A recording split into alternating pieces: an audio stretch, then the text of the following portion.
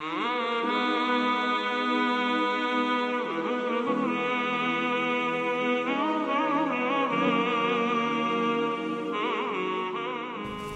بعد فاعوذ باللہ من الشیطان الرجیم بسم اللہ الرحمن الرحیم قال اللہ جل وعلا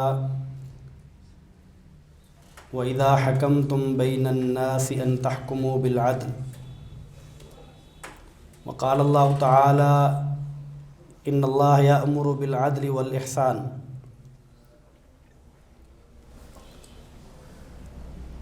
محترم سامعین، اسلام نے جو ہمیں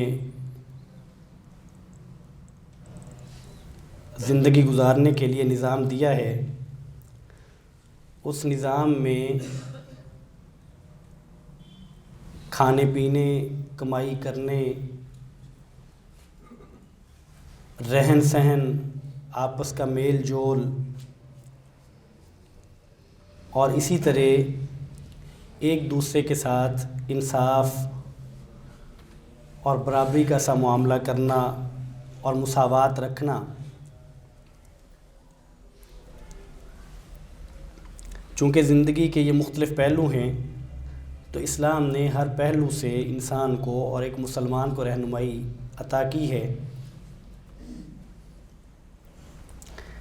بطور مسلمان کے میری اور آپ کی ذمہ داری یہ ہے کہ اسلام اگر مجھے اور آپ کو عدل کا، انصاف کا پیمانہ تھماتا ہے اور ترازو دیتا ہے اور کہتا ہے کہ تم نے انصاف سے کام لینا ہے، تو بطور مسلمان کے مجھے اور آپ کو انصاف سے ہی کام لینا ہے، بھلے اس انصاف کرنے میں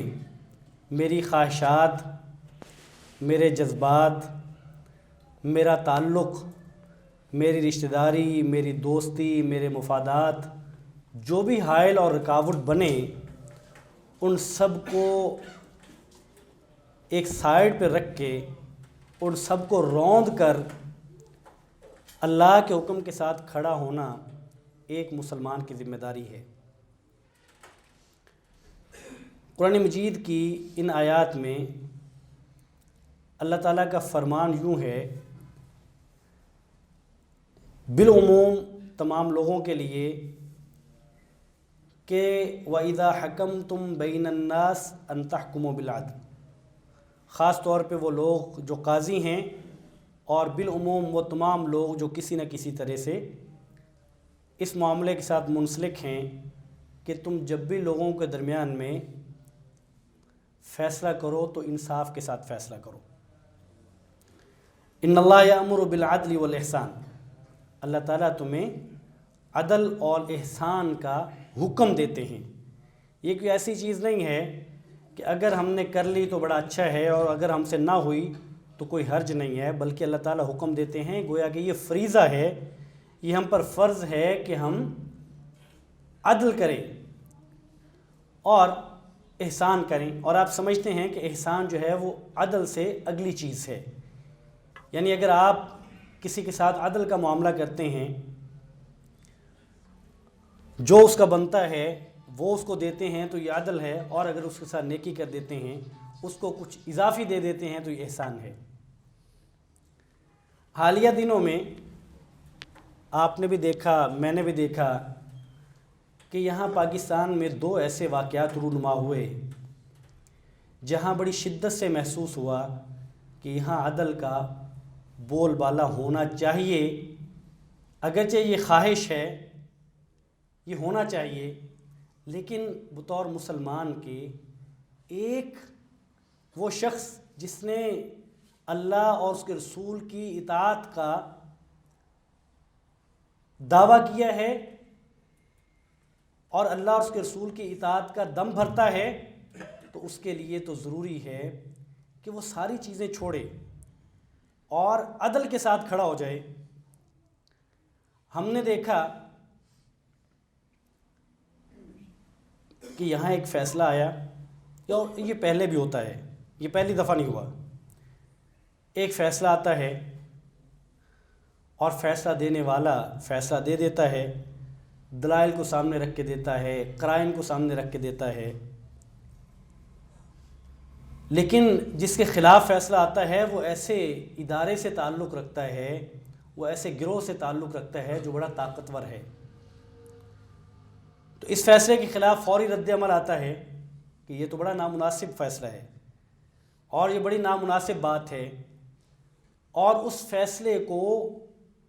اور اس میں جو شہادتیں ہیں اور اس میں جو ثبوت ہیں اور اس جو قرائن ہیں ان کو چیلنج کرنے کی بجائے اور یہ کہنے کی بجائے کہ یہ شہادتیں درست نہیں ہیں، یہ ثبوت ٹھیک نہیں ہے، یہ جرم ہوا نہیں ہے، یہ کہنے کی بجائے یہ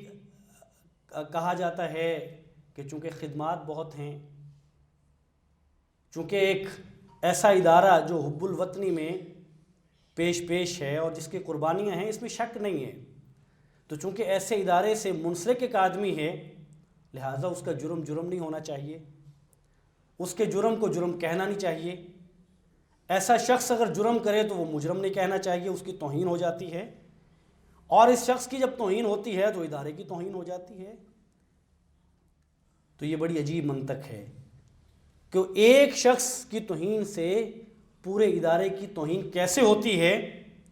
یہ بہر صورت ہماری سمجھ میں آنے والی بات نہیں ہے کہ اس کائنات میں کوئی قوم، کوئی قبیلہ، کوئی خاندان،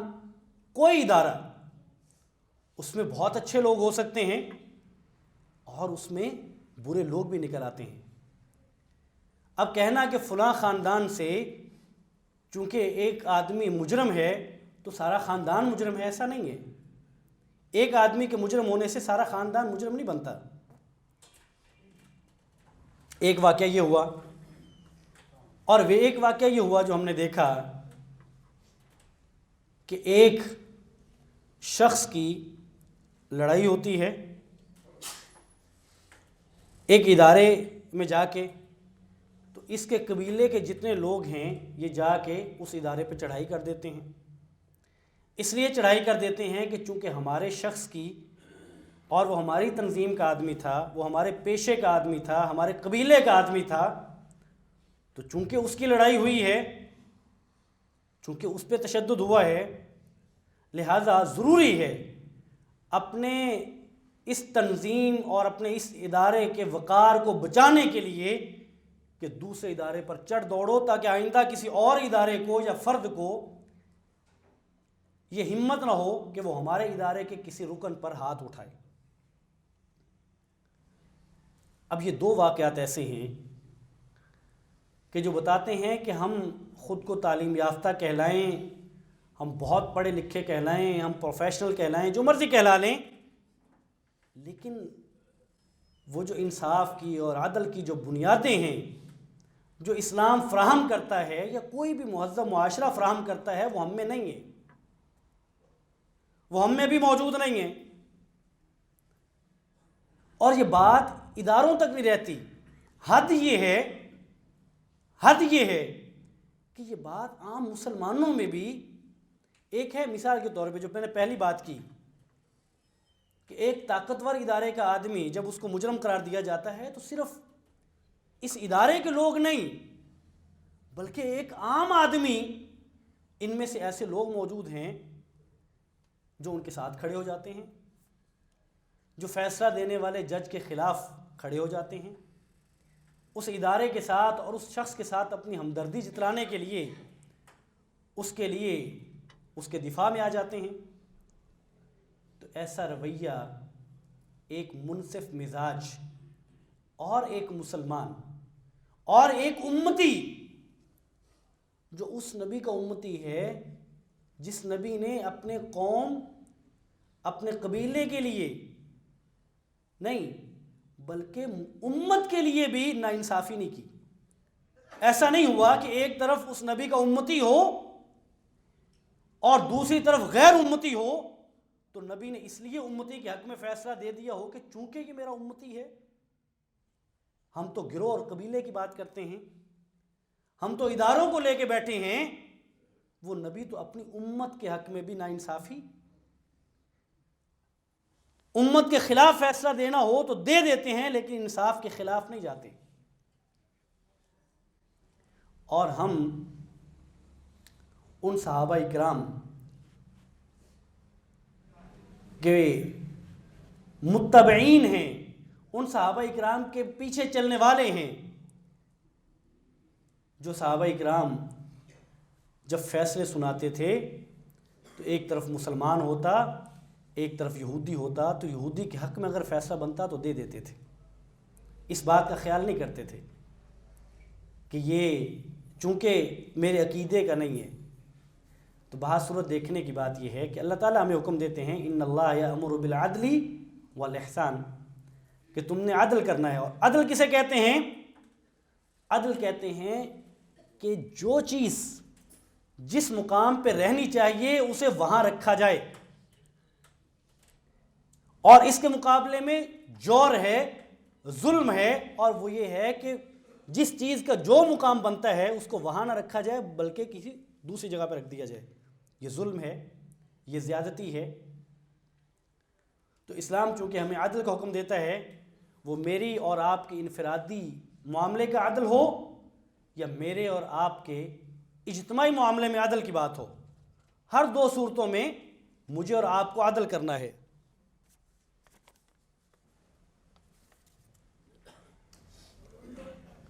انفرادی حیثیت میں بھی اور اجتماعی حیثیت میں بھی، دونوں صورتوں میں بھی۔ اور آپ اندازہ کیجئے کہ میں اور آپ جب ہم بغیر میرے اور آپ کے سامنے دلائل نہیں ہیں، شواہد نہیں ہیں، وہ شواہد اور وہ دلائل جو ایک جج کے سامنے ہیں، اس طرح دلائل نہیں ہیں، جبکہ بالعموم تو موجود ہیں۔ مثال کے طور پہ میں بات کو تھوڑا سا کھول کے آپ کے سامنے رکھ دیتا ہوں کہ ایک شخص اس پاکستان میں آتا ہے اور وہ اس بات کا حلف لیتا ہے کہ میں یہاں اس ملک کے سرحدوں کا دفاع کا کام کروں گا، یہ میرا کام ہے، یہ میری ذمہ داری ہے۔ وہ کل کو اٹھتا ہے، وہ اپنے حلف کو توڑتا ہے، وہ آئین کو معطل کرتا ہے اور وہ جا کے قبضہ کر لیتا ہے حکومت پر۔ بڑا اچھا ہے، ہم میں سے بہت سو کو بڑا اچھا لگتا ہے، ابھی بھی یہاں بیٹھے لوگوں میں سے بہت سو کو یہ اچھا لگتا ہوگا، اور وہ اس کے دفاع میں بہت سارے دلائل پیش کر سکتے ہیں، لیکن اس کی کوئی دلیل کسی کے پاس نہیں ہے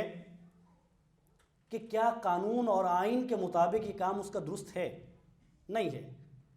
کوئی شخص اس کا دفاع نہیں کر سکتا، وہ دیگر دلائل جتنے بھی دے لے اس کا کوئی دفاع نہیں ہے۔ پھر وہ شخص اٹھتا ہے اپنی طاقت کے بل بوتے پہ، وہ سینکڑوں جانوں کو ضائع کرتا ہے، وہ بچیوں کو مسجد کے اندر مار دیتا ہے، وہ بچوں کو مسجد کے اندر مار دیتا ہے، اور وہ یہاں کی ہماری مظلوم بہنوں کو اٹھا کے غیر ملکی ریاستوں کے حوالے کر دیتا ہے۔ آج بھی وہ بہنیں وہاں ان کے قبضہ میں ہوں، اور اسلام پسندوں کو دہشت گرد قرار دے دیتا ہے، بنیاد پرست کہہ دیتا ہے، اور جو شخص اسلام بیزار ہے اس کو وہ روشن خیال کہہ دیتا ہے، وہ اصطلاحات بدل کے رکھ دیتا ہے۔ ایک شخص داڑھی والا ہے تو اس کے نزدیک یہ شخص انتہا پسند ہے، یہ معتدل نہیں ہے، یہ انتہا پسند ہے۔ اور ایک شخص وہ اسلام سے جتنا دور ہے وہ اس حکمران کے لیے اتنا اچھا ہے، اور وہ شخص اٹھتا ہے، وہ اسلامی سزاؤں کا مذاق اڑاتا ہے، وہ کہتا ہے کہ میں چور کا ہاتھ کیوں کاٹوں، کیا میں پوری قوم کو ٹنڈا کر دوں، جبکہ ہاتھ کاٹنے کا حکم اللہ اور اس کے رسول دیتے ہیں صلی اللہ علیہ وسلم۔ اور اتنا کھلے عام ایک شخص اور اپنی طاقت کے بل بوتے پہ سب کچھ کرتا ہے۔ مجھے یہ بتائیے کہ اتنے لوگوں کو قتل کرنے والا یا قتل کا سبب بن جانے والا، اٹھا کے بہنوں اور بھائیوں کو دشمنوں کے قبضے میں دینے والا، اور اپنے حلف کو توڑنے والا، اور ایک منتخب حکومت پر شب خون مارنے والا شخص، آپ کریں دفاع، آپ کرتے رہیں، لیکن دفاع کریں، آپ دلائل دیں، جو فیصلہ ہے قانون کا، جو عدالت کا فیصلہ ہے اس کے مطابق جائیے۔ اب دنیا کا کوئی ضابطہ اور قانون اس بات کی اجازت دیتا ہے کہ ایک شخص اٹھے اور وہ دوسرے کو قتل کر دے اور جب قاتل کو عدالت کے کٹہرے میں لایا جائے تو وہ یہ کہنا شروع کر دے کہ دیکھیں جی میری تو یہ بھی خدمات ہیں، میری تو اس ریاست کے لیے فلاں بھی خدمات ہیں، میری تو یہ بھی خدمات ہیں۔ بھئی تمہاری خدمات اپنی جگہ پہ ہیں، اور ان خدمات کے عوض تم نے وہ تنخواہ وصول کی ہے، وہ چیزیں وصول کی ہیں جو تمہارے معاہدے میں شامل تھیں، وہ سارا کچھ وصول کر کے اس کے عوض میں تم نے اپنی خدمات دی ہیں۔ اب یہ کہنا کہ ان خدمات کی وجہ سے جرائم کو چھپا لیا جائے اور مجرم کو مظلوم بنا دیا جائے، یہ نہ تو اسلام میں اس کی کوئی گنجائش ہے اور نہ ہی دنیا کے کسی مہذب ملک میں یہ کوئی ضابطہ بنتا ہے۔ اس لیے امام ابن تیمیہ رحمۃ اللہ علیہ فرماتے ہیں کہ جو شرعی سیاست ہے، جو درست سیاست ہے، اس کی دو بنیادیں ہیں۔ ایک بنیاد یہ ہے کہ جو مناصب ہیں، جو منصب ہیں، ان پر ان لوگوں کو فائز کیا جائے جو اس کے اہل ہیں، نااہل لوگوں کو اقربا پروری، چونکہ میرا رشتہ دار ہے، چونکہ میرا تعلق ہے، چونکہ میرا دوست ہے، اس بنیاد پہ نہ کریں۔ اور فرمایا کہ دوسری بنیاد یہ ہے کہ فیصلے انصاف پر مبنی کیے جائیں۔ فرمایا کہ اگر یہ دو کام ہوں گے تو دین اور دنیا دونوں میں کامیابی ملے گی، اور اگر کسی ریاست میں اور کسی سیاست میں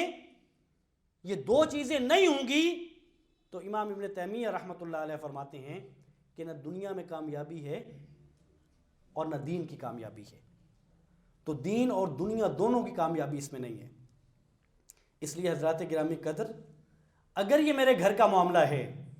میری ذات کا مسئلہ ہے، اگر میں بھائی ہوں تو میرے بھائیوں بہنوں کا مسئلہ ہے، اگر میں شوہر ہوں میری بیوی اور بہن کا مسئلہ ہے، اگر میں سسر ہوں میرے بیٹے اور میری بہو کا مسئلہ ہے، میری بیٹی اور میری بہو کا مسئلہ ہے، میں ساس ہوں میری بیٹی اور میری بہو کا مسئلہ ہے، تو مجھے انصاف کرنا ہے۔ مجھے اپنی بیٹی کے ساتھ نہیں کھڑا ہونا، مجھے اپنی بہن کی سائیڈ نہیں لینی، مجھے انصاف کرنا ہے۔ اور اللہ کے ہاں اس کے بارے میں سوال ہوگا۔ اگر ایک شخص اپنے گھر کا سربراہ ہے اور وہ منصف ہے، اس کے پاس یہ اختیار ہے، تو وہ فیصلے کس بنیاد پہ کرتا ہے؟ اپنے تعلق اور رشتے کی بنیاد پہ کرتا ہے کہ میرا قربت کا تعلق کس سے ہے،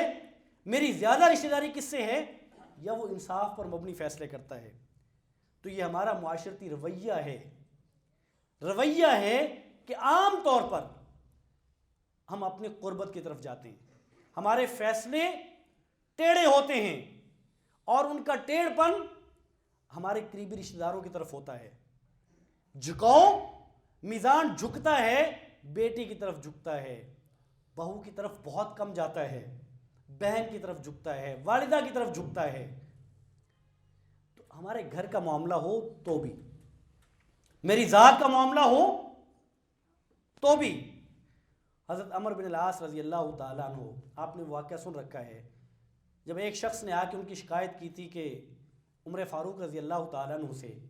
کہ امیر المومنین آپ نے ہم پر ایسے عمال مسلط کر دیے ہیں جو ہمیں ناحق مارتے ہیں۔ تو امیر المومنین نے عمر بن العاص رضی اللہ تعالیٰ عنہ کو بلایا اور اس سے پوچھا کہ آپ نے 100 کوڑا، کہا کہ انہوں نے مجھے ناحق 100 کوڑا مارا ہے۔ تو پوچھا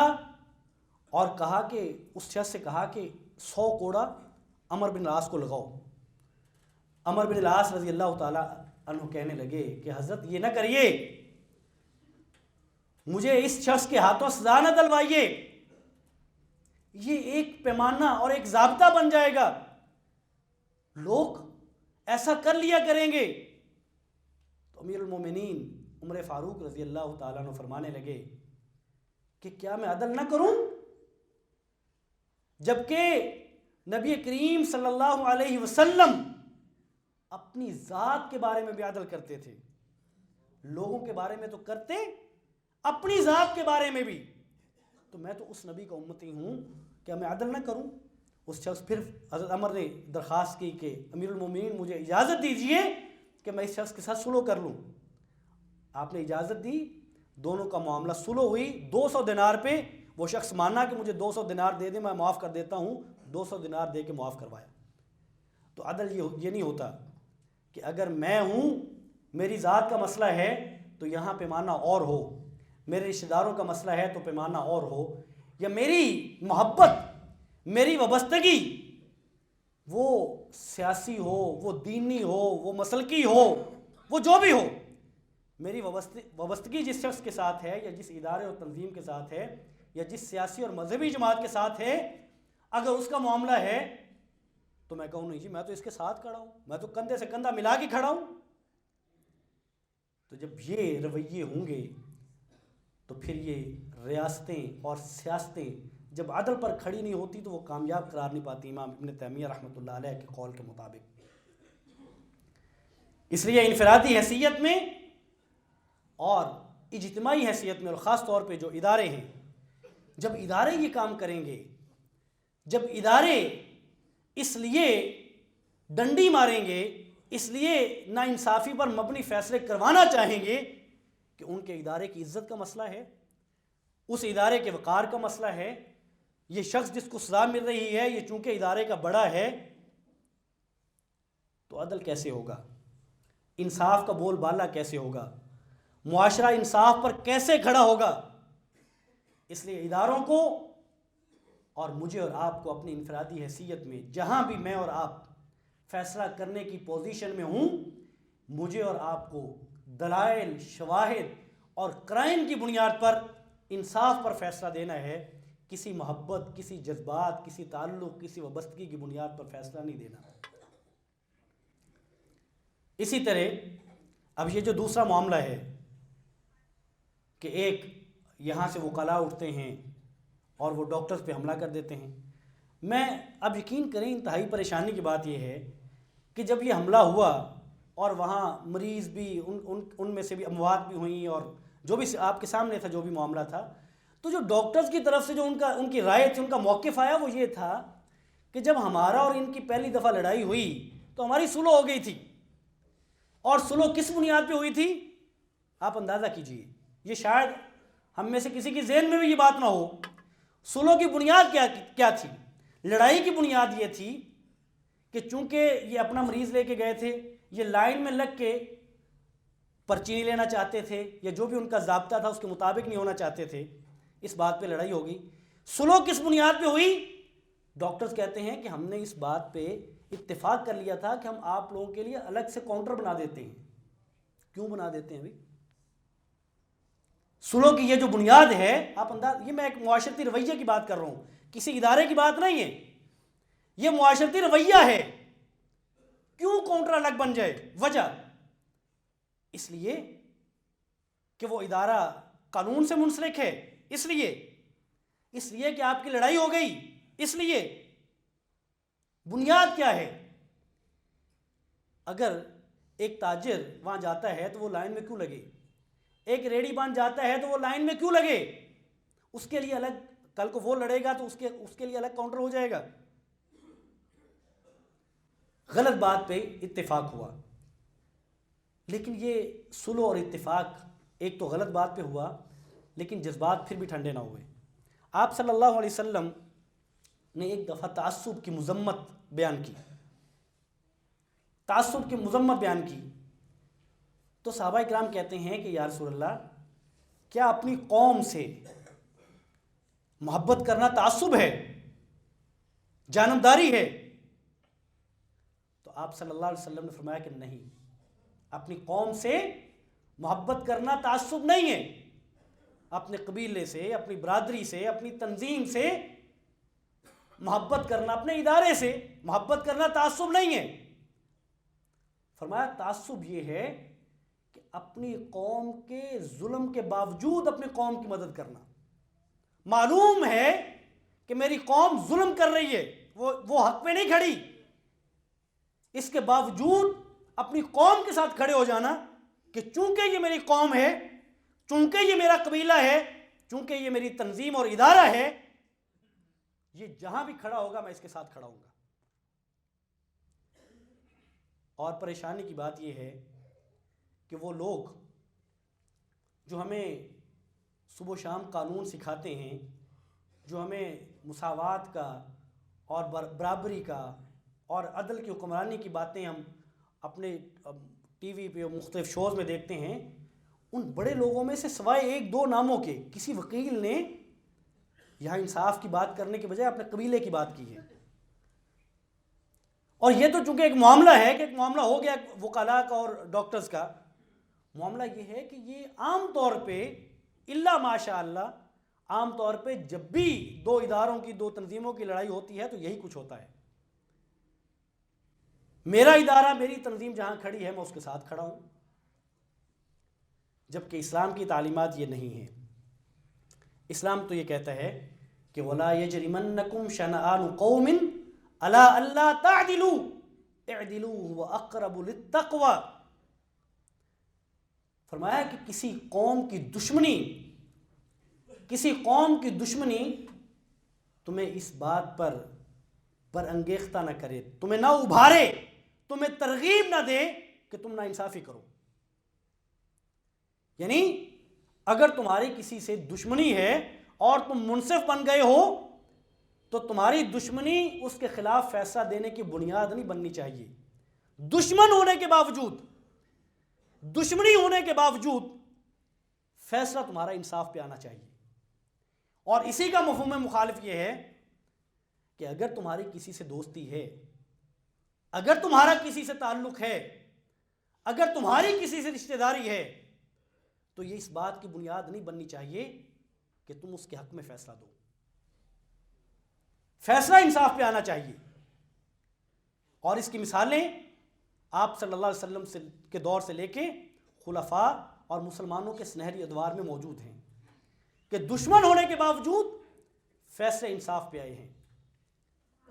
اس لیے ہم اداروں کی بات کرتے ہیں، یہ کام، ہمارا کام تو بات کرنا ہے، میرا کام بھی آپ کا کام بھی، اور ہمارا کام اصلاح کرنا ہے، مجھے اپنی اور آپ کو اپنی۔ اداروں کی باتیں تو ہوتی ہیں سمجھانے کے لیے، اداروں کی باتیں ہوتی ہیں رویے بتانے کے لیے کہ یہ رویے، یہ جب بنیادوں سے اٹھتے ہیں، انفرادی اور فرد کی سطح پر جب یہ رویے بنتے ہیں تو تب جا کے اوپر یہ رویے بنتے ہیں۔ ایسا نہیں ہے کہ فرد جو ہے وہ انصاف پر کھڑا ہو اور جو ہمارا اجتماع ہے، جو ہماری اجتماعی کیفیت ہے، وہ ظلم پر کھڑی ہو جائے۔ ایسا نہیں ہوتا۔ یہ تب ہوتا ہے جب فرد جو ہے وہ ظلم پر کھڑا ہوتا ہے، جب فرد وہ انصاف پر نہیں کھڑا ہونا چاہتا، جب فرد اپنی وابستگیاں دیکھتا ہے، اپنا تعلق دیکھتا ہے، تو یہ بنیاد بنتی ہے، اور پھر جو اجتماع ہے وہ بھی اسی بنیاد پہ کھڑا ہوتا ہے۔ لہٰذا مجھے اور آپ کو، میرا اور آپ کا فریضہ ہے، مجھ پر اور آپ پر فرض ہے، ان اللہ یأمر بالعدل، مجھ پر اور آپ پر اللہ تعالیٰ نے عدل کو لازم قرار دیا ہے۔ مجھے اور آپ کو حکم ہے کہ ہم عدل کریں، ہم انصاف کریں، اپنی ذات کا معاملہ ہو تو بھی، اپنے گھر کا معاملہ ہو تو بھی، اپنے دوست احباب کا معاملہ ہو تو بھی، رائے دینے کا معاملہ ہو تو بھی۔ اس لیے مجھے اور آپ کو عدل کے ساتھ کھڑا ہونا ہے۔ اس کے کیا فائدے ہیں، کیا نقصانات ہیں، اس کو بھول جانا چاہیے۔ اس کو بھول جانا چاہیے کہ اگر آپ ظلم کے ساتھ کھڑے ہوتے ہیں تو آپ کو کتنے فائدے ملتے ہیں، نہیں لینے چاہیے۔ انصاف کے ساتھ کھڑے ہونے میں آپ کو کتنا نقصان ہو سکتا ہے، نہیں سوچنا چاہیے۔ یہ تقاضا ہے عدل اور انصاف کا۔ اس لیے میری بطور فرد کے بات ہو، آپ کی بطور فرد کے بات ہو تو بھی، اور جب ہم نے رائے دینا ہو اداروں کے بارے میں تو ہمیں یہ نہیں دیکھنا کہ میرا کس ادارے کے ساتھ تعلق ہے، میرا کس جماعت کے ساتھ تعلق ہے۔ وہاں کوشش یہ کرنی چاہیے، انسان سے غلطیاں ہوتی ہیں لیکن انسان وہ ہے جو اپنی اصلاح کرتا ہے۔ ہمیں یہ دیکھنا ہے، ہاں یہ فرق ضرور ہو سکتا ہے کہ ایک انسان جو ہے وہ سوچتا ہو کہ یہ آدمی بڑا اچھا ہے، اس کے ساتھ اس کا تعلق بن جائے، یہ ادارہ بڑا اچھا ہے، تعلق بن جائے، لیکن ممکن ہے وہ شخص یا ادارہ اچھا نہ ہو، لیکن یہ چونکہ نیک نیتی سے سمجھتا ہے تو اس میں کوئی حرج نہیں ہے۔ یہ چونکہ اپنے تئیں یہ سمجھتا ہے، لیکن یہ چونکہ میرا اور آپ کا تعلق ہے اور میں اور آپ دیکھتے ہیں کہ یہ ظلم ہو گیا، لہٰذا ہم تعویلیں کر لیں، ہم دلائل اٹھا کے لے آئیں، ہم دفاع کریں بلا وجہ کا، ادھر ادھر کی چیزیں اکٹھی کریں کہ یہاں یہ چونکہ میری محبت ہے تو میں اس کا کیسے دفاع کروں، تو اس سے بہتر ہے خاموش ہو جائیں، اس سے بہتر ہے دفاع نہ کریں، آپ اس ظلم میں حصہ دار نہ بنیں، اس جھوٹ کا حصہ نہ بنیں، اس پروپیگنڈے کا حصہ نہ بنیں۔ اس لیے میری اور آپ کی ذمہ داری ہے، میرا اور آپ کا فریضہ ہے کہ ہم انصاف اور عدل کے ساتھ اور مظلوم کے ساتھ کھڑے ہوں، ظلم کے ساتھ، زیادتی کے ساتھ اور ظالم کے ساتھ کھڑے رہوں۔ اللہ مجھے اور آپ کو توفیق عطا فرمائے۔ وآخر دعوانا الحمدللہ رب العالمین۔